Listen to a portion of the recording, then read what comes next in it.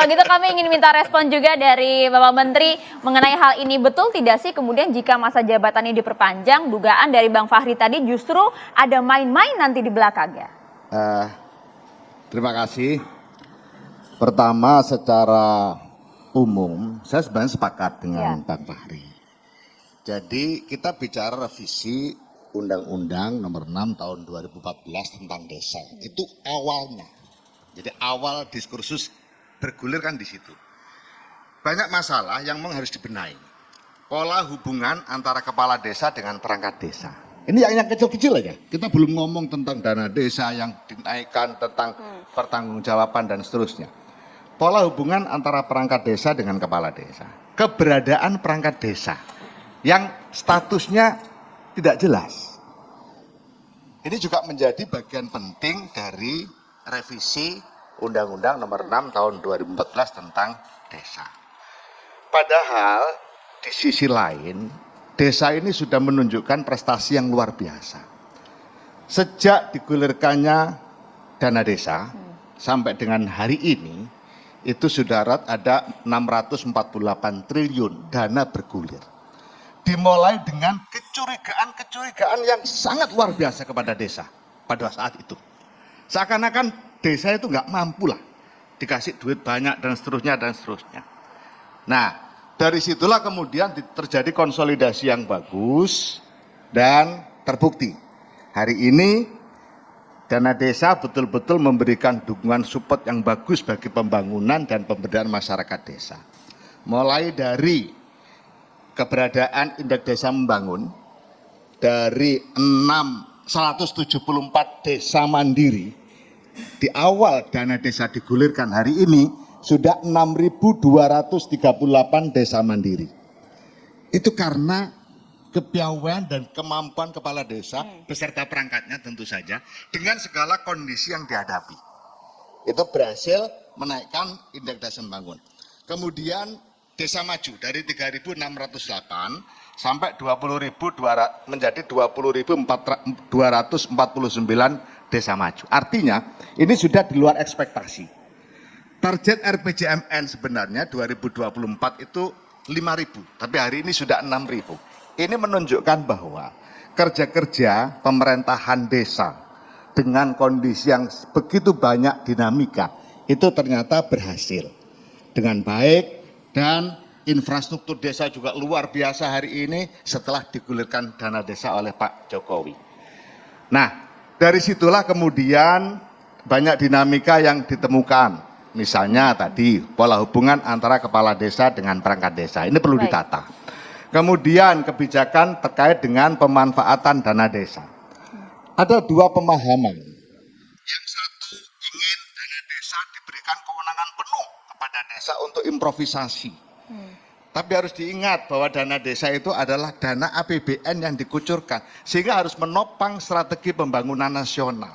Itulah makanya ada poin-poin yang memang menjadi mandatori. Misalnya pada saat COVID, dana desa untuk BLT.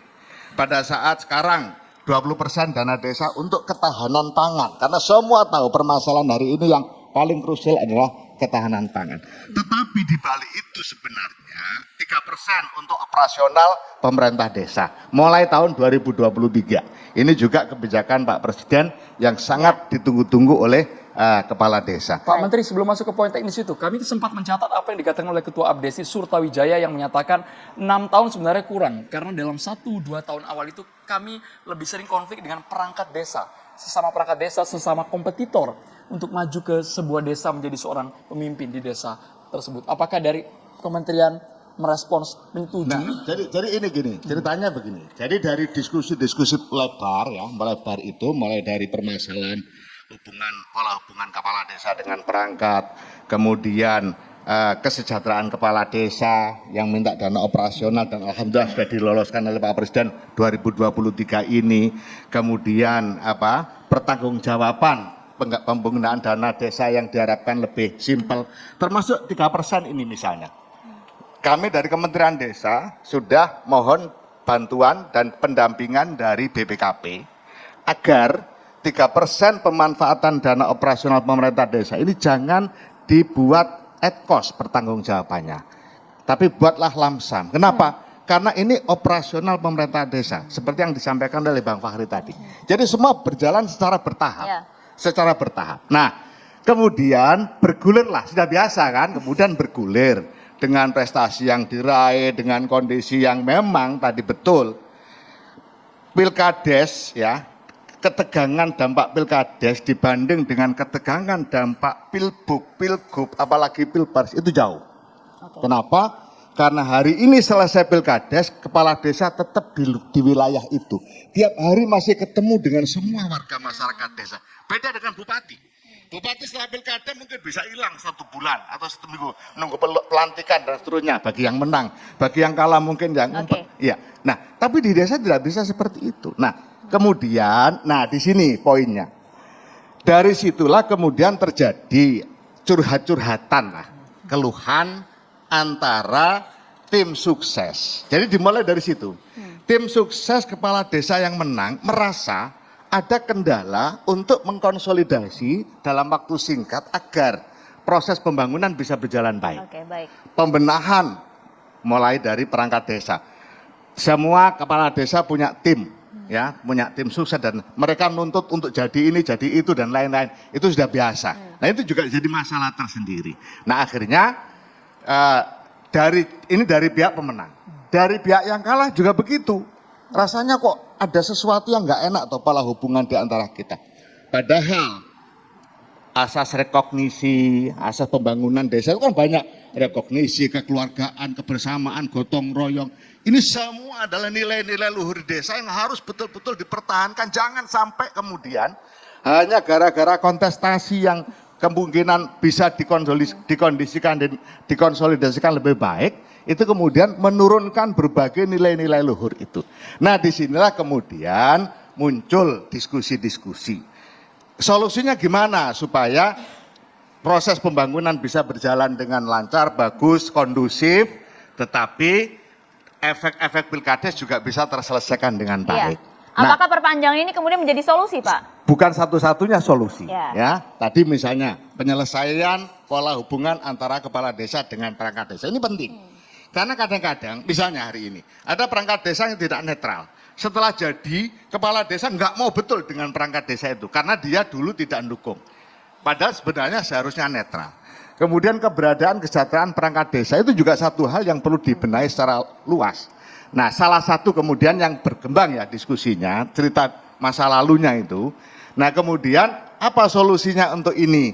Muncullah bagaimana kalau masa jabatan kepala desa itu ditambahi bukan 6 tahun supaya konsolidasinya, kondusivitas dan lain-lain bisa lebih panjang dan berbagai permasalahan yang diakibatkan oleh pilkades bisa diselesaikan dengan sebaik-baiknya. Satu.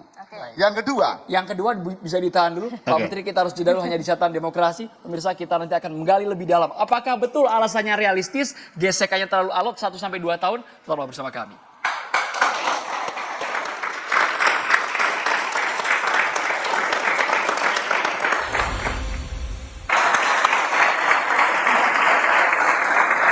Ya, kita lanjutkan. Apakah kemudian tuntutan ribuan kepala desa tersebut dari 6 tahun meminta menjadi 9 tahun ini cukup realistis kalau kita melihat dinamika pemerintahan di desa? Begitu Pak Menteri, silakan dilanjutkan tadi poin kedua. Yang kedua, demokrasi di desa itu paling tua. Belum ada pilihan bupati langsung, belum ada pilgub langsung, sudah ada pilkades langsung. Ini yang kedua. Yang ketiga, transparansi perencanaan, penganggaran dan pelaksanaan pembangunan itu sekarang paling transparan di desa. Bagaimana tidak transparan? Pertama, dalam merumuskan rencana kerja pembangunan RKP desa melibatkan namanya yang disebut dengan MUSDES, musyawarah desa. Bukan hanya BPD pesertanya. Ya BPD, ya warga miskin, kelompok marginal, kelompok difabel, perempuan, kemudian perwakilan dusun. Itu membahas perencanaan pembangunan desa. Kemudian dituangkan di dalam APBDes. APBDes jadi dipapang di balai desa, di tempat-tempat strategis. Ini loh APBDes desa kita tahun ini. Dana desa sekian, ADD sekian, untuk ini sekian, jelas sekali. Sementara di kabupaten hanya DPRD dan nggak pernah dibuka. Ini adalah satu bentuk pengawasan sehingga masyarakat melihat APBDes yang dipampang itu sudah tahu pembangunan irigasi di dusun ini sepanjang sekian anggarannya 200 juta. Masyarakat sudah bisa lihat, masa sih segitu kok 200 juta. Saya tahu tempatnya itu, langsung bisa cross check ke sana ke lokasi di mana APBDes tadi menunjukkan. Nah, itu adalah satu bentuk yang harus kita kuatkan, semakin hari semakin kita kuatkan hari ini. Dan disitulah yang kemudian begitu proses pembangunan di desa betul-betul bisa dilaksanakan dengan baik. Kalau toh kemudian ada hal-hal yang kemudian muncul di permukaan permasalahan ini itu, namanya juga proses. Ya.